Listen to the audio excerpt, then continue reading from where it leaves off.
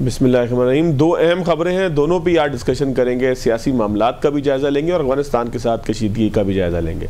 पाकिस्तान का वफ्द ख्वाजा आसिफ की क़यादत में कतर पहुँच गया है। क्या सूरत-ए-हाल बनेगी, क्या डिस्कशन होगी, क्या कंक्लूजन होगा एक ऐसे मौके के ऊपर कि जब अफगानिस्तान की गारंटी जो भी लेगा वो बहरहाल उसको पूरा करवाने का जिम्मेदार होगा, लेकिन वो करवाएगा कैसे, ये एक पूरा सवाल बनता है। इसके साथ साथ पीएमए के अंदर आज पासिंग आउट परेड हुई। आर्मी चीफ ने दो टोक अल्फाज के अंदर कहा है कि पाकिस्तान और भारत जंग के मुतामिल नहीं हो सकते, क्योंकि दोनों एटमी मुल्क हैं और किसी भी जंग का मतलब एटमी तनाज़े की तरफ बढ़ना है। होश के नाखून लेने चाहिए। प्रोग्राम के पहले हिस्से में मेरे साथ मौजूद हैं ब्रिगेडियर हारिस नवाज साहब। बहुत शुक्रिया ब्रिगेडियर साहब, आपके वक्त का साथ में ज्वाइन किया है एयर कमोडोर खालिद चिश्ती साहब ने।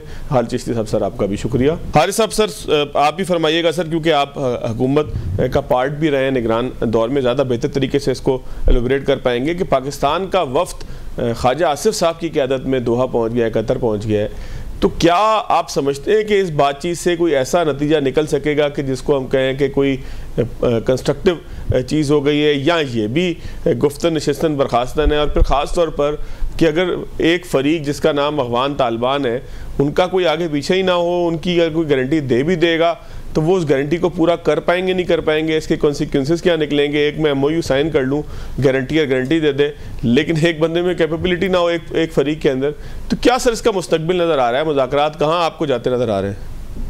देखिए, इसी जगह पर दोहा में इन्होंने अमेरिकन से, जब अमेरिकन विथड्रॉ कर रहे थे तो यही पर एग्रीमेंट किया था, एंड दे कमिटेड के हम अपनी सरजमीन किसी टेररिस्ट ऑर्गेनाइजेशन को किसी मुल्क के खिलाफ इस्तेमाल करने नहीं देंगे। But then they forgot that they don't do and they not pushed, उनको कोई एहसास ही नहीं। जबकि पाकिस्तान ने बारहा तो 200 टाइम्स उनको वक्त भी गए हैं, हमारे डेलीगेशन भी गए हैं, हमने हमारे हर किस्म की कोशिश की, उनको समझाया है कि आपने कमिटमेंट की थी। यही हमारी डिमांड भी एक ही है, ओनली वन डिमांड, कि आपने कमिटमेंट की थी उसको ऑनर करें, and they are not pushed. और इसलिए मैं ये कहता हूँ कि अभी भी इन्होंने अपनी मर्जी से जंग बनने की रिक्वेस्ट की है। जब इनका नुकसान हुआ है, इंडिया में जाके बैठ गए, नॉट रियलाइजिंग इंडिया क्या इनका कभी खैर ख्वाह हो सकता है। इंडिया को इतनी दूर बैठ के क्या हमदर्दी मुसलमान मुल्क से हो सकती है, जबकि वहां पर मुसलमानों का हाल देख लें वो क्या कर रहे हैं। आप इस्लाम के एक ठेकेदार बनते हैं, प्रोवाइडेड एक इस्लाम की बात करते हैं, तो फिर आपको ये रियलाइजेशन नहीं होती है, आप उनका अलाकार बनते क्योंकि आपको पैसों को लाजी दे दिए। सो वहां पर मैं आई एक्सपेक्ट के कतर और सऊदी अरब इनको पाकिस्तान को पहले एक अपनी मीटिंग करके बड़ी क्लियर बात करनी चाहिए कि वी वांट नॉट ओनली ये मुआहदा, गारंटी हमें मिलनी चाहिए इन ममालिक से कि आइंदा अफगान तालिबान रजीम कभी भी अपनी जगह से इस्तेमाल जो लैंड है वो नहीं करने देगी किसी terrorist organisation. This is what we want. और नंबर 2, जितने इनके ट्रेनिंग कैंप्स वहां पर हैं, एडमिनिस्ट्रेटिव कैंप थे, सारे ये डिसमेंटल करें और इनको पीछे पुश करें दूसरी साइड के ऊपर। अगर ये नहीं करते तो इन राइटिंग ये लिखा जाए, then Pakistan will be allowed legitimately, जो कि हमारा वैसे भी लेजिटिमेट राइट है, कि हम एयर से, ड्रोन से, अभी भी हमने इनके काफी नुकसान किए हैं, हम इनके ट्रेनिंग कैंप भी तबाह करेंगे, इनके एडमिनिस्ट्रेटिव कैंप भी उड़ाएंगे, इनके जो फोर्ट वो भी तबाह करेंगे, और साथ ही साथ इनके कमांडर दाइश के, ख्वारिजों के, जहां पर भी हमें डिलीवरी इंफॉर्मेशन मिलती है, वील गोन हिट दैट। ये बड़ा क्लियर होना चाहिए। और otherwise we have all the right कि हम इनकी लॉजिस्टिक सपोर्ट भी बंद कर दें, इनको अफगान ट्रांजिट बंद कर दें, लेकिन देखें हम we are not against Afghan people, उनसे हमारे बड़े देरीना ताल्लुकात, हमने उनके साथ दोनों तरफ पश्तून जो उनके रिलेटिव दिए हैं, हमारे लिए हम उनके लिए सॉफ्ट कॉर्नर भी रखते हैं।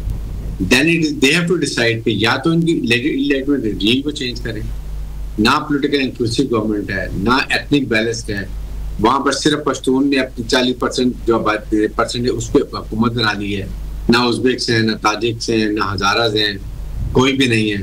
तो ये वैसी ये जो ये गैर कानूनी हुकूमत है, इन्होंने इलेक्शन कराने थे। तो देन, और मुझे भी लगता है कि अगर ये नहीं मानेंगे, पाकिस्तान थोड़ा सा जाके वहां पर इनके स्ट्राइक करता है, तो फिर खुद ब खुद इनके अवाम खड़े होंगे और वहां पर इनको चेंज करके वो प्रॉपर तरीके से बैलेंस, एथनिक बैलेंस गवर्नमेंट लेके आएंगे, and that is what is the only answer for this. Chishti साहब सर आप क्या कहते हैं कि ख्वाजा आसिफ साहब की क़यादत में जो वफ्द गया है ये कोई कंक्लूड कर पाएगा, या यही हल है अब के न्यू नॉर्मल, जिसको बहुत आसानी के साथ कहा जा रहा है? वो न्यू नॉर्मल यही है कि जहाँ पे पाकिस्तान को शक होगा या जहां पाकिस्तान के पास इंटेलिजेंस होगी, जहां से पाकिस्तान के खिलाफ कार्रवाई होगी, पाकिस्तान जवाबी कार्रवाई करेगा, फिर अफगानिस्तान में किसी भी मकाम पे हो।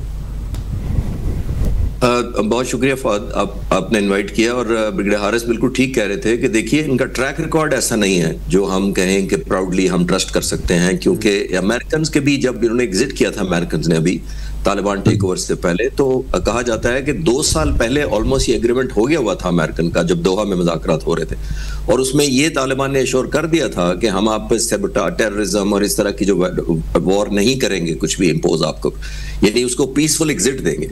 लेकिन एग्रीमेंट उधर होता था, चंद दिन के बाद फिर दोबारा शुरू हो जाता था। ऑल्दो इसमें कोई शक नहीं है कि इंटरनेशनल प्लेयर्स बहुत सारी अपनी इंटरेस्ट रखते हैं, वो पुश एंड पुल करते रहते हैं, वो एक को धड़े को पहले सपोर्ट करते हैं।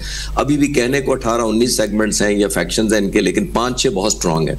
वो एक लंबी तफसील हो जाएगी। कुछ स्पॉन्सर्ड हैं जो इनको रशिया पसंद करता है, कुछ हैं जो मिडल ईस्ट के कुछ मुल्क बड़ी हमदर्दी रखते हैं, कुछ चाइना की फेवर में है और कुछ अमेरिका की फेवर में है। और ये मिला जुला कर ये जो TTA है, तरीके तालिबान अफगानिस्तान है, ये एक धड़ा है जो कंधार से एक किस्म का टेक ओवर किया जिसने काबुल को।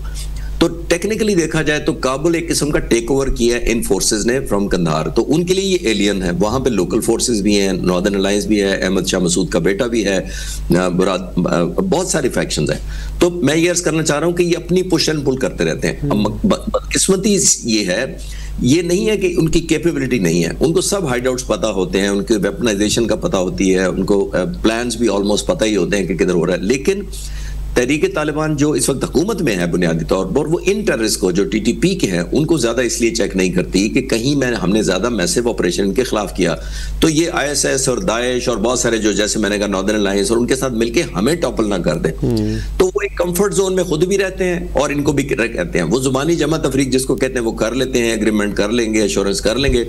और ये पुरानी बात है। इस वक्त एक इंडिया एलिमेंट फैक्टर ऐड हो गया है, वो जरूर हमें ज़हन में रखना चाहिए कि पहले इतना बड़ा शायद पैकेज या फाइनेंशियल इंसेंटिव्स या जो सो कॉल्ड एम्बुलेंस हैं और ये पता नहीं क्या कुछ देने लगे हैं तो वो पहले अवेलेबल नहीं था। तो तालिबान ये जानते हैं, तालिबान हुकूमत की मैं बात कर रहा हूँ, वो जानते हैं कि ये आइडियल मौका है कैपिटलाइज करने का या बार्गेनिंग चिप हासिल करने का। पाकिस्तान को वो अंडर प्रेशर लाए हैं कह के कि हम तो इंडिया जा रहे हैं, देखिए हमारा इंडिया कितना वेलकम कर रहा है। इंडिया को जाकर ये कहेंगे कि अगर आप अपना अच्छा पैकेज नहीं देंगे तो फिर पाकिस्तान तो हमारा वैसी नेबरहुड है। लेकिन इंडिया किसी तरफ शायद नहीं होगा, बिकॉज इंडिया की इकोनॉमी बहुत स्ट्रांग है हमारी पे, उसकी बड़ी स्टेबल हुकूमत है, वो फंड कर सकते हैं, उनके लिए पीनट्स हैं 2-4 बिलियन उनको दे देना, जबकि हमारी फाइनेंशियल कंडीशन ऐसी नहीं है कि हम उसके मुकाबले में पैसों का मुकाबला कर सकें।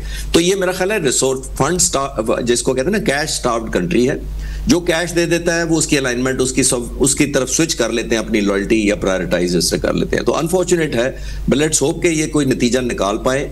लेकिन उसके सोल्यूशन की तरफ आखिरी जुमला मैं इस पे कहना चाहूंगा कि इसमें कतर या सऊदी अरब और चाइना को बहुत रोल प्ले करना चाहिए और वो एक्शनेबल एक एग्रीमेंट होना चाहिए। एक्शनेबल मतलब है कि या आप एक्शन लें तो बहुत अच्छी बात है, अगर आप ना लें तो फिर हमें इजाजत दे दें, इस तरह का कोई एग्रीमेंट होना चाहिए। ठीक हो गया। ब्रिगेडियर साहब, आज आर्मी चीफ ने बड़ी दो टोक अल्फाज में कहा है कि 2 एटमी मुल्क हैं भारत और पाकिस्तान, जंग अफोर्ड नहीं करते, किसी जंग की तरफ जाने का मतलब तबाही है, और बड़ी सख्त उन्होंने जो है वो जुमले अदा किए हैं इस पूरे सिनेरियो के अंदर जो 2 तरफा पाकिस्तान के जो इस वक्त कशीदगी के मामलात हैं। तो आप इस तकरीर को कैसे इंटरप्रेट करेंगे सर? देखिए, एक तो मुझे बड़ी खुशी है कि उनकी जो बॉडी लैंग्वेज है ना और जो अग्रेसिव एटीट्यूड है, I like it and this conveys lot of confidence. और वो कॉन्फिडेंस उन्होंने करके भी दिखाया है मार्केट के अंदर, और उन्होंने इंडिया को भी डायरेक्ट एड्रेस करे और अपने जो कैडेट्स हैं उनके लिए should be very heart warming कि इस तरह का सफार सालार हमारा है, जो आइंदा हम जब आएंगे तो ये हमें इस तरह की ट्रेनिंग मिलेगी। और साथ उन्होंने बड़ी क्लियर बात की है कि 2 न्यूक्लियर मुल्क, इंडिया ने तो ये साबित कर दिया ना कि एक फॉल्स फ्लैग ऑपरेशन करके, स्टेट ड्रामा करके, कोई इंक्वायरी इन्वेस्टिगेशन नहीं की, अपने हमसाया न्यूक्लियर मुल्क पे उसने अटैक कर दिया। आप इसे ये देख लें कि कितना गैर मुद्दे और उससे क्या कॉन्सिक्वेंसेस हो सकते थे, कि कहाँ वॉर के डायनामिक्स जा सकते थे, कितने ये कैटास्ट्रोफिक इसके कॉन्सिक्वेंसेस हो सकते थे। India is the most irresponsible and immature nuclear, और यहाँ पर पाकिस्तान ने भी दुनिया को बता दिया कि हम कितने मैच्योर और रिस्पॉन्सिबल न्यूक्लियर मुल्क हैं, despite the fact we are very professional fighting battle hard and army, कि हमने प्रोवोकेशन भी नहीं की, हमने बड़ा मैच्योर रहे, हमने इनको सॉर्ट आउट भी कर दिया 8 घंटे में, और जब बात सीजफायर कही तो हमने अमेरिकन प्रेसिडेंट बात भी होने की चले, बिकॉज वी अंडरस्टैंड कि खतरनाक ये कॉन्सिक्वेंसेस हो सकते हैं, ये भी बता दिया, और ये भी कह दिया कि don't try to come again कोई मिसएडवेंचर का। हम आपके साथ वो करेंगे जो आपने तसव्वुर भी नहीं किया होगा। New normal, Swift, decisive, destructive, deep into any territory with 50-60% economic military loss, very clear and all is done. ये खालिद चिश्ती साहब को भी पता है, मुझे भी पता है, और सारी तैयारी है। और आप लोग अपने जहाज जैसे वो कबूतर की तरह छुपाए हुए हैं ना, इनको छुपाए रखेंगे, आप उड़ा नहीं सकते हैं। एक तरीके तो आप जो ऑपरेशन तंदूर के बजाय आप जो ऑपरेशन तंदूर कर रहे हैं, और ये कभी प्रोस्टिट्यूट को यूज कर रहे हैं, कभी अफगान तालिबान को यूज कर रहे हैं, उनको पैसा देके एक्सप्लॉइट कर रहे हैं। रिजल्ट अभी हम उनका हशर कर देंगे अफगानिस्तान के अफगान तालिबान का, अगर ये दोहा में एग्रीमेंट नहीं करते। एक्शन यही जो अभी बात की खालिद चिश्ती साहब ने, या खुद कर लें, रोक लें, और we should be allowed to do. इससे शॉर्ट कोई एग्रीमेंट नहीं होना चाहिए। We want peace on both sides, we will wait for peace, लेकिन peace don't take it as a weakness. We are more competent, professional and play hell out of both countries. ठीक हो गया। चिश्ती साहब, army chief की आज की जो गुफ्तगू थी, इसको इंडिया में कैसे लिया जाएगा, दुनिया इसको कैसे लेगी, खासतौर पे जो बड़े ममालिक हैं अमेरिका और जो मीडिएटर भी बने थे, मुख्तलिफ मौक़ों पे बनते भी हैं, वो कैसे इसको जो है वो इंटरप्रेट करेंगे? साहब, दुनिया आपको मिलिटरीली 2 तरीके से गेज करती है। एक आपकी सलाहियत होती है, यानी काबिलियत, जो मिलिट्री हार्डवेयर है, टैंक्स हैं, जहाज हैं, सबमरीन्स हैं, और दूसरा आपको रेट करती है आपके हौसले से। हिंदुस्तान ने मई के महीने में हमारे दोनों फ्रंट पर मिसरीड किया हमें, और अफगानिस्तान ने भी दोनों फ्रंट पर मिसरीड किया। हिंदुस्तान ने भी यही समझा था कि हमारे पास ये जहाज, ये सबमरीन, ये टैंक्स और ये आर्मर सारा के सारा सिर्फ शायद हमारा एक शो ऑफ के लिए है, एंड पुट टू एक्शन जिसको कहते हैं, शायद हमारा हौसला ना हो हिंदुस्तान के साथ। और जैसे मैंने कहा कि इक्विपमेंट एक चीज होती है, वेपन एक और चीज होती है, और हौसला या रिजॉल्व एक और चीज होती है। और ये भी हमें याद रखना चाहिए, as a student of strategy मैं पढ़ता या पढ़ाता रहा हूं कि आपकी जो कैपेबिलिटी अगर कम हो तो हौसला कंपनसेट कर लेता है उसको, लेकिन अगर आपकी कैपेबिलिटी ज्यादा हो और हौसला कमजोर हो तो आपकी कैपेबिलिटी कवर नहीं करती उसको। तो ये हमने मैसेज दिया है कि हमारा दोनों अल्हम्दुलिल्लाह किसी स्टेज पर हमारी कमजोरी नहीं है, ना हमने मई में साबित की थी, ऑल आउट एग्रेशन हुई थी आपके सामने। मैंने पहली दफा, मैं रिफ्रेश कर देता हूं कि हमने 5 घंटों में 10 तारीख को 65 की जंग से, 17 दिनों की जंग से ज्यादा टनेज फेंकी थी हिंदुस्तान पर। तो ये रिजॉल्व होता है, ये आपका हौसला होता है आपकी। फिर आपका ग्रेस भी हमने दिखाया, उस दिन हम 7 से ज्यादा जहाज मार सकते थे, ये हौसला था हमारा। और फिर बहादुर का एक हौसला ये भी होता है कि वो पुल बैक भी टाइम पर कर लेता है, बिकॉज हमारी इंटेंशन एग्रेशन नहीं थी, हमने डिफेंड करना था। एक प्राइस टैग लगाना था इस कॉन्फ्लिक्ट के ऊपर कि ये कीमत है, अगर आप आएंगे तो आपको एक कीमत देनी पड़ेगी। और 10 तारीख को ऐड की कीमत, तो फिर आपने देखा कि प्रेसिडेंट ट्रंप को बुलाया गया कि आप मदद करें और वो जंग हमारी बंद करवाएं। तो ये 2 चीजें हैं, मैसेज लाउड एंड क्लियर है, इसमें कोई शक नहीं है, एक हौसले का भी, और अल्हम्दुलिल्लाह तैयारी पहले से हमारी मुकम्मल है। बहुत शुक्रिया खालिद चिश्ती साहब, सर आपके वक्त का बहुत शुक्रिया। ब्रिगेडियर हारिस नवाज साहब आपके वक्त का। नाज़रीन, एक ब्रेक लेंगे, ब्रेक के बाद आगे।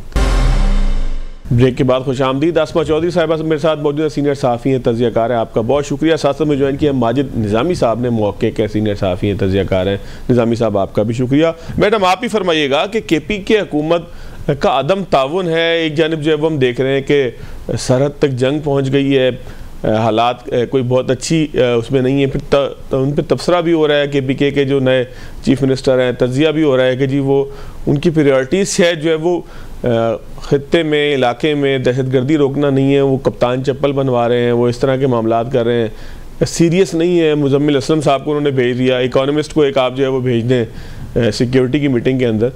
तो कोई आप समझती हैं कि कोई नया सिलसिला शुरू होने वाला है पाकिस्तान तहरीक इंसाफ की KPK हुकूमत की तरफ से मुश्किलात पैदा करने का? नहीं, मुझे ऐसा नहीं लगता। देखिए, आपने एक दिन तो पहले वो तब्दील हुए हैं, नए चीफ मिनिस्टर आए और अगले दिन वो उन्होंने कहा कि जी वो अपने लीडर से मिलने के लिए अडयाला जेल जाएंगे। फिर लेटर भी लिखा गया पंजाब हुकूमत को और उनको इजाजत नहीं दी गई। और फिर जो जिस मीटिंग का आप तस्करा कर रहे हैं कि वहाँ वो नहीं गए, उन्होंने कहा कि जी मुझे अभी तक नहीं पता सूबे के मामलात का और मैं अपने लीडर से रहनुमाई लूंगा और उसके बाद मैं इस तरह की मीटिंग्स में शिरकत करूंगा। मेरे ख्याल से बहुत अर्ली होगा इस हवाले से ये कहना कि मुश्किलात हैं। अगर मुश्किलात होती तो हमने बहुत सारे यहाँ लोगों को बैठ के सुना जिन्होंने कहा कि जी फैसले हो गए, डंके की चोट पे आप वो सुहेल आफरीदी को चीफ मिनिस्टर बनाना चाहते हैं तो बना के दिखाएं। लेकिन देखिए बन तो गए और पार्टी पूरी जो है लीडरशिप है वो कमिटेड रही, कोई भी एक बंदा नहीं टूटा। और अक्सर अजराए मजाक लोग कहते हैं कि जी ये अगर पंजाब में होता तो लोग पहुंच ना सकते, कहीं छांगा मांगा की तरह मंडियां लग जाती, सिंध हाउस में लोगों को देखें नजर बंद कर दिया जाता है। बहुत कुछ हुआ है पाकिस्तान की तारीख में और सियासत में अगर हम इन चीजों पे डिबेट करते हैं। लेकिन जहां तक सूबे की बात आप कर रहे हैं, सूबे की वेलफेयर की बात कर रहे हैं, तो इसी तनाजुर में बानी पीटीआई ने तब्दीली चाहिए और उन्होंने कहा कि गंडापुर उस तरह से तवक्कुआत पे पूरा नहीं उतर पा रहे। और अभी तो उन्होंने अपने परोल की भी बात कर दी कि अगर उनको रिहा कर दिया जाए परोल पे तो वो पाकिस्तान और अफगानिस्तान के जो दरमियान टेंशन है और सूबे के दरमियान जो कशीदगी है उसको वो कम कर सकते हैं। तो मेरे ख्याल से वफाक को भी थोड़ी सी लचक दिखानी चाहिए। अगर एक सूबे का चीफ मिनिस्टर दूसरे सूबे में आता है तो उसको भी उसी तरह से वेलकम करना चाहिए। उसके लिए भी टीवी की स्क्रीन पे और पाकिस्तान टेलीविजन पे भी उसी तरह की उसको भी लाइव कवरेज देनी चाहिए जिस तरह की हम पंजाब के चीफ मिनिस्टर की देखते हैं। ये देखिए महरूमियां आहिस्ता आहिस्ता बढ़ती जा रही हैं, लोग बड़ी शिकायत। लेकिन आसमा साहिबा मेरा एक सवाल है आपसे, मैं इसमें किसी स्पेसिफिक चीफ मिनिस्टर की बात नहीं कर रहा, चाहे सिंध हो, चाहे पंजाब हो, चाहे केपी की हो, सारे ही चीफ मिनिस्टर, क्या लोग चीफ मिनिस्टर बनने के लिए किसी अपने सूबे के फर्द को वोट देते हैं या सूबाई असम्बली के रुकन को वोट देते हैं या पार्टी क़यादत को वोट देते हैं कि वो तय करे कि कैसी जमहूरियत में ये बहुत अच्छा काम है कि आप पार्टी की आदत से पूछे बगैर एक कदम भी ना हिलाएं, तो फिर आप चीफ मिनिस्टर किस बात के हैं? ये तीनों सूबों के लिए है।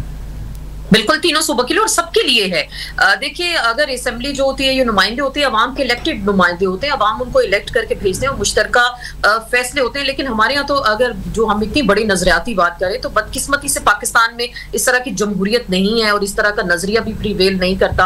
आप देख लें बाकी सियासी जमातों में किस तरह मोरूसियत की सियासत को आगे लाया जाता है। तो इस चीज को भी हमें अप्रिशिएट करना चाहिए कि एक यंग अगर बंदे को, अगर एक स्टूडेंट लीडर को, ग्रास रूट से उठे हुए बंदे को चीफ मिनिस्टर सूबे का लगाया जाता है तो इस को भी पाकिस्तान की सियासत में वेलकम करना चाहिए। लेकिन जो सूबे के मसाइल की आप निशानदेही कर रहे थे ना कि वो आइंदा शायद उनको मसाइल का सामना हो सकता है। लेकिन देखिए हर बंदा, आप पंजाब की अगर हम बात कर रहे हैं बिकॉज हम पंजाब में रहते हैं तो हम पहले मिसाल भी पंजाब की देंगे। आप सिंध में रहते हैं, आप सिंध की मिसाल बेहतर तरीके से दे सकते हैं। तो यहाँ हर काम मरियम बीबी जब आती है तो कहती है नवाज शरीफ का नजरिया है, नवाज शरीफ की ये बात है, नवाज शरीफ का ये फैसला है। पंजाब भर के आप हॉस्पिटल्स उठा के देख लें, डिस्पेंसरीज उठा के देख लें, स्कूल्स उठा के देखने, तो वहाँ हर जगह नवाज शरीफ के नाम से कहीं ना कहीं आपको मेजॉरिटी, आप बल्कि माजिद निजामी साहब भी आपको बेहतर गाइड कर देंगे कि कितने परसेंट जो है इस वक्त नाम रख दिए गए पूरे पंजाब में। तो देखिए पार्टी का जो एक लीडर होता है वही हमारे पाकिस्तान की सियासत में एक नजरिया उसका सामने आता है। लेकिन अगर उनको चीफ मिनिस्टर बनाया गया है तो फिर पूरी पार्टी ने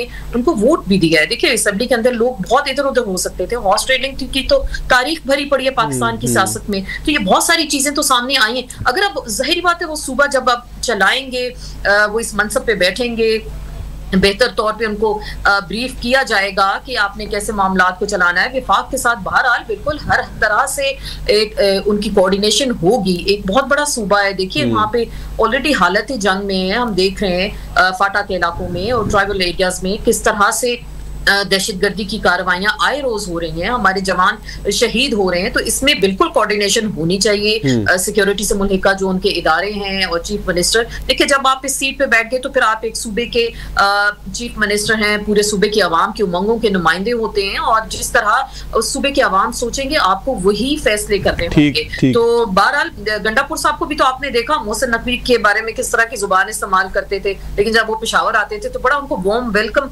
किया जाता था। तो हमें शायद अगले दिनों में, चंद आने वाले दिनों में ये मनाजिर दोबारा देखने को मिले। ठीक हो गया। निजामी साहब आप क्या कहते हैं, ये न्यू नॉर्मल हो जाएगा? ये बड़ा आजकल लफ्ज यूज हो रहा है, हर कोई न्यू नॉर्मल क्रिएट कर रहा है, तो क्या ये न्यू नॉर्मल होगा केपी के हुकूमत का इस तरीके से मामलात के ऊपर ये कह देना कि जी हम शरीक नहीं होंगे, हमारी मुशावरत नहीं हो सकेगी पार्टी की वजह से, फलां आदमी शरीक होगा कि जिसका कोई केडर नहीं होगा, जूनियर होगा, और बल्कि वो तो है भी कराची से हमारे जानने वाले हैं?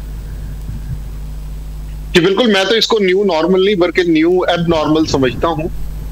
उसकी वजह यह है कि पाकिस्तान तहरीक इंसाफ की जो पॉलिसी है उसके अंदर एक कंट्रोडिक्शन है। वो कंट्रोडिक्शन ये है कि वो फेडरल गवर्नमेंट को टीज कर रही है, उनसे अपने आप को फासले पे रख रही है, लेकिन ग्राउंड के ऊपर जो खैबर पख्तूनख्वा की पुलिस है वो बिल्कुल फ्रंट लाइन के ऊपर लड़ रही है, कुर्बानियां दे रही है। हमारे सामने अभी डेरा इस्माइल खान के पुलिस ट्रेनिंग सेंटर का जो दहशतगर्दी का वाकया है वो सामने है कि जिसके अंदर पुलिस ने और आर्मी ने मिलकर स्ट्रेटेजी बनाकर काउंटर टेररिज्म की कार्रवाइयां की हैं। तो इस वक्त मेरा ख्याल है कि जो ग्राउंड की सिचुएशन है वो डिफरेंट है, लेकिन चूंकि तहरीक इंसाफ का ये ख्याल है कि उन्हें पाकिस्तान के पॉलिटिक्स में कॉर्नर किया गया, तो इसलिए फिर वो उन्होंने इसको एक टीजिंग टैक्टिक के तौर पे इस्तेमाल किया है। और मैं नहीं समझता कि खैबर पख्तूनख्वा के जो वज़ीर आला हैं उनको इसके ऊपर किसी ब्रीफिंग की जरूरत है, क्योंकि वो बजाते खुद एक वॉर एरिया से आए हैं और जहां पर ये कार्रवाइयां रोज बरोज बढ़ती जा रही हैं। तो इस वक्त जो मुतफिका पॉलिसी का मामला है वो पॉलिटिकल नैरेटिव की बुनियाद पे तो बिल्कुल हो सकता है, लेकिन ग्राउंड के ऊपर चीजें बहुत क्लियर हैं। पुलिस और आर्मी की बिल्कुल कोऑर्डिनेशन मौजूद है। तहरीक इंसाफ को मेरा ख्याल है इस चीज के बारे में ये सोचना चाहिए कि ऑपोजिशन उन्हें जरूर करनी चाहिए, लेकिन ये समझना चाहिए कि क्या इमरान खान साहब के पास कोई ऐसी अथॉरिटी है, जिस तरह के वो बुलंदो बांग दावे करते हैं कि अगर मुझे रिहा किया जाए तो उनके पास सोल्यूशन मौजूद है। तो प्रैक्टिकल सोल्यूशन क्या है? क्या कोई ऐसी टाइमलाइन तहरीक इंसाफ के पास मौजूद है जिसकी बेस पे वो कहें कि जी दहशतगर्दी का नंबर जो 2014 के बाद इस टाइम हाईएस्ट है वो कम होगा, या जिस तरह हमें ये बताया गया कि 300 से ज्यादा अफगान शहरी उन्होंने पाकिस्तान में आके हमले किए हैं।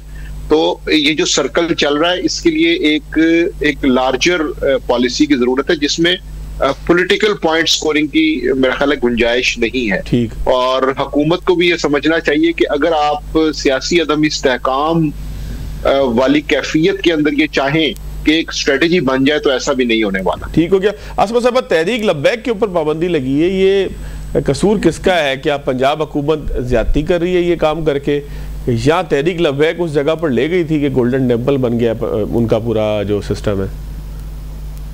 देखिए, ये कोई भी सियासी जमात हो या फिर मजहबी जमात हो या कोई गिरोह हो या कोई जत्था हो, जिसको आजकल हम चीजों को एक्सप्लेन करने की कोशिश करते हैं। देखिए, इन्हें बनाता कौन है? तहरीक लब्बैक कहाँ से आ गई? अचानक धरना हुआ, यहाँ आ गए, फैजाबाद बंद कर दिया गया, उनके कायद आ गए और बहुत कुछ हुआ पाकिस्तान की सियासत में। देखिए, फिर यहाँ से लिफाफे बांटे गए, उनको पैसे दे के घर भेजा गया। तो ये कहाँ से ये नजरिया आया? तो देखिए, अगर जब एक स्टेट एक पॉलिसी बनाती है तो वो एक जामे पॉलिसी होनी चाहिए। पाकिस्तान का आइन कानून बिल्कुल वाज़ेह है हर चीज के बारे में। कोई मुसल्ला जत्था गिरोह नहीं आ सकता, कोई चढ़ाई नहीं कर सकता, पाकिस्तान में इमलाक को नुकसान नहीं पहुंचा सकता। तो टीएलपी की अगर आप बात करते हैं तो माजी में किसकी शय पे वो आते रहे इस्लामाबाद, कैसे वो चढ़ाइयां करते रहे इस्लामाबाद, किस तरह उनको खुली छुट्टी दी गई। पंजाब में जिस तरह से कार्रवाइयां होती रही, लोगों को आप हर तरह के इल्काबात दे दें, पुलिस उनके साथ मौजूद होती थी। तो ये जो कुछ होता रहा पाकिस्तान की तारीख में, ये सारी चीजें रिकॉर्ड पे हैं। अचानक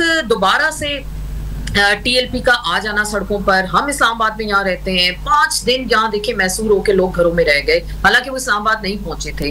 हर चीज सील कर दी गई, स्कूल्स बंद हो गए, कॉलेजेस बंद हो गए, दफातर तक लोग नहीं जा सकते थे। तो आप ये देखिए कि इन लोगों को बनाया किसने और इतना पावर किस तरह से दी गई कि वो पूरे के पूरे एरियाज को उन्होंने एक तरह से लोग उनके आगे जत्थे पुलिस के लोगों को उन्होंने मारा, जवानों को शहीद किया था। और दूसरी जानिब से भी लोग देखिए वहां उनकी भी वहां लोग जो है जहां बहक भी हुए। तो ये तो सारी एक रियासती पॉलिसी जो है ना, हम माजी से देखते आए और अभी तक ये चीजें चलती हैं। और रातों रात अब फैसला किया गया जी अब इस जमात पे पाबंदी भी लगाई जाएगी, लोगों को जिस तरह से जुल्म और बर्बरियत का निशाना भी बनाया गया। तो ये सब देखिए सब पाकिस्तानी थे, जो हमारे पुलिस के जवान शहीद हुए, जो लोग जो टीएलपी के लोग थे वो जो जिस तरह से वो भी मारे गए। देखिए किसी का खून नाहक अगर बहाया जाएगा तो बड़ी अल्लाह की तरफ से फिर इस हवाले से पकड़ तो होगी और सबसे सवाल भी होगा। लेकिन अब जमात अगर इस तरह की हरकत करती है, आप पहले तो ये बताइए उनके कायदीन कहाँ हैं? उनके हवाले से ये बताया गया, पुलिस ने टीवी पे टिकर चले कि जी वो हमने उनकी लोकेशन ट्रेस कर ली है, हमें उनके ठिकानों का पता चल गया और अनकरीब जो है हम उनको पकड़ लेंगे। एक हफ्ता होने को है, उनके कायदीन जो है मरकजी कायदीन सामने नहीं आ रहे। अब जमात पे पाबंदी लगाई जा रही है, ठीक है, ये फैसले आप पहले कर लेते कि किसी जमात को इतना आप मसले ना कर सकते कि वो आए और इस्लामाबाद पे चढ़ाई करें या पाकिस्तान के दीगर सूबों पे चढ़ाई करें। देखिए ये चीज भी ठीक नहीं है, जो उनका तरीकाकार था वो भी ठीक नहीं हुआ। दोनों जानिब से हमारे पाकिस्तानी, हमारे भाई जो है इस तरह के जो वायलेंस का शिकार हुए, मैं तो इसको वायलेंस ही कहूंगी। लेकिन अब इसके बाद अगर ये पॉलिसी बनाई जाती है कि आप पाबंदी लगा दें, तो आप क्या समझते हैं? माजी में मुख्तलिफ सियासी जमातों पे पाबंदी लगी, नैब पे लगी, जस्कम पे लगी, अवामी लीग पे लगी, जमात इस्लामी पे माजी में पाबंदी लगी, तो ये जमातें किसी ना किसी नए नाम से, नए तरीकाकार से पाकिस्तान की सियासत में जस्कम तो मैडम जस्कम मादरत के साथ जस्कम तो सियासी जमात नहीं थी, मिलिटेंसी में थी।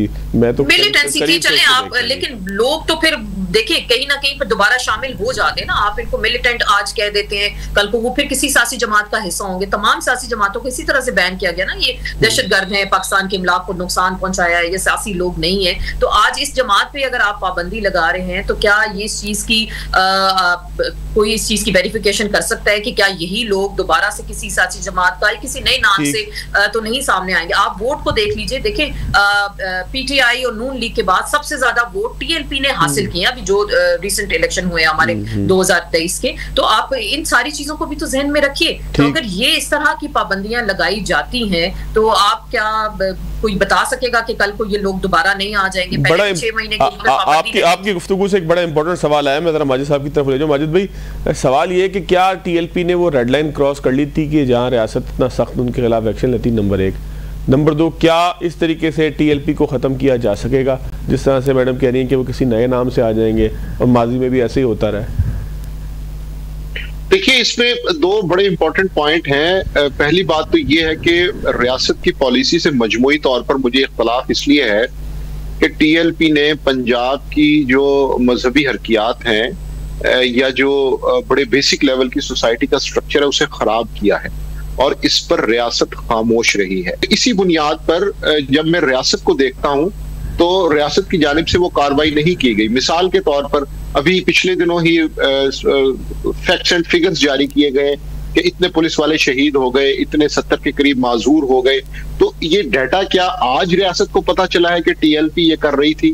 इशू ये है कि मुझे अभी भी ये डर है कि कहीं ये वक्ती गुस्सा ना हो, रियासत वक्ती तौर पे गुस्सा ना करे और उसके बाद में इनको दोबारा कौमी धारे में लाने की बात की जाए, दोबारा सोसाइटी का जो स्ट्रक्चर है उसको खराब करने की बात की जाए। तो इस वक्त टीएलपी के मामले के ऊपर मजहबी इंतहा पसंदी के खिलाफ एक नैरेटिव की जरूरत है जिसके अंदर फिर आप टीएलपी को काउंटर करें।